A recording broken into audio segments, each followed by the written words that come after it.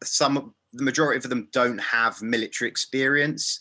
Obviously, I think there have been a small handful that have volunteered. A lot of the sporting coaches, a manager who's actually in the army is currently coming back to train part-time one of the Premier League sides, Krivbas. Now, next up, the Ukrainian Premier League will, unbelievably, return at the end of next month after months of cancellation. No matches have been played since the Russian invasion, which began in February.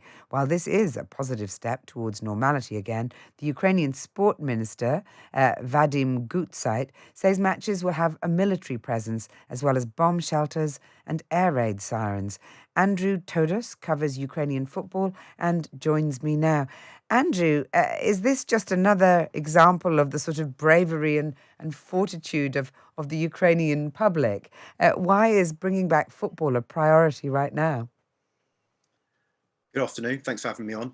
Yeah, I think it very much is. It's another signal of defiance in the face of Russian aggression. The fact that just because there is a war on in certain areas of the country, and obviously a lot of the territory is susceptible to airstrikes and the like, Ukrainians have to continue living their lives regardless. The country can't go on pause for an indefinite amount of time until, Ukraine wins the war, and because no one knows when that will happen or the circumstances that can come from it. Similarly, I think it should be noted that it will be in certain areas that are deemed safer with better air defense capabilities and the likes, so Kiev and Western Ukraine. So it seems quite a bit of a dangerous decision for some who may not be too versed in the current,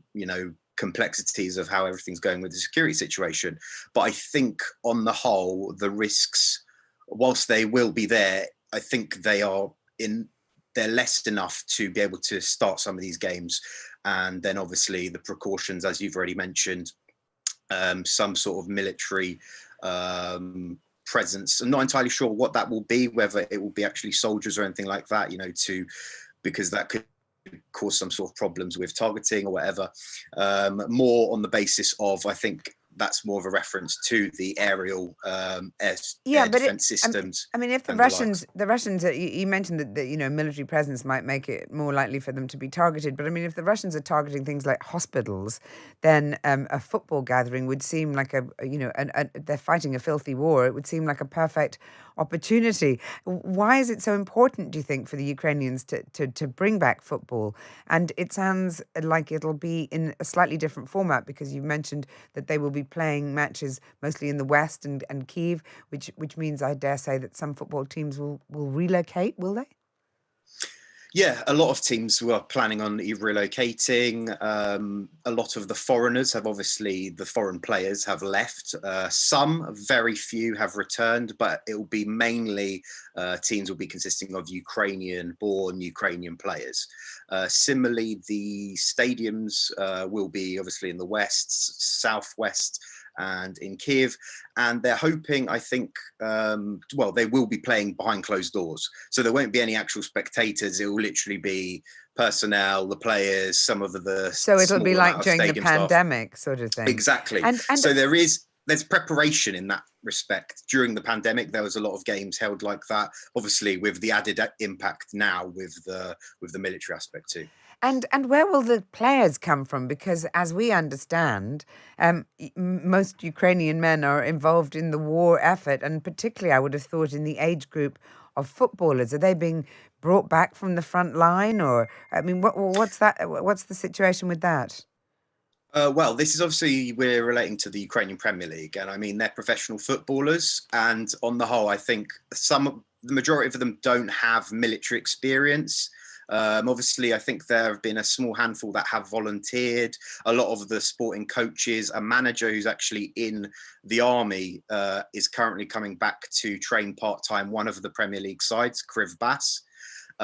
So that will be interesting to see. But similarly, I don't think the players have been deeply affected by any conscription or anything like that, or having to go to the front lines, because it's very much, if you have got the military experience, will take you. But if you are, not not up for it or don't have the capabilities, then just stick to the day job, essentially. Play football, get people, give a bit of respite. People will be watching on TV or whatnot.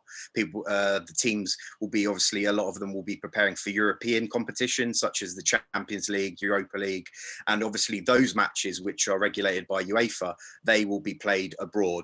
Some of them will be in Poland, some in Slovakia, and elsewhere. And will they be allowed to travel abroad? Because, I mean, we saw it with the Eurovision Song Contest and the Kalash Orchestra. They had to get special permission and then were shipped straight back to, I believe it was the front line with them. So will it be an easy thing for Ukrainian teams to start travelling again?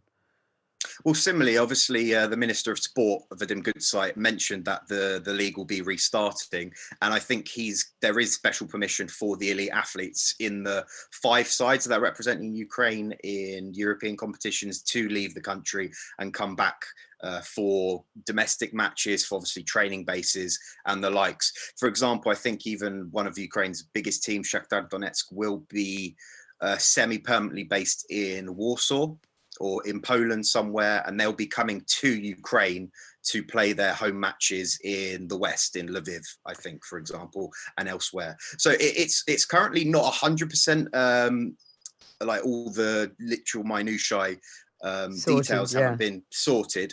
But I think the general thing is the consensus is the date's been set. We're working towards this, and we'll have more info in the coming weeks once everything's sort of completely sorted with the security, with all the different other bits and pieces as well. And it is a very positive and heartwarming story in a way as well, to see the return of Ukrainian football, a suggestion of normality.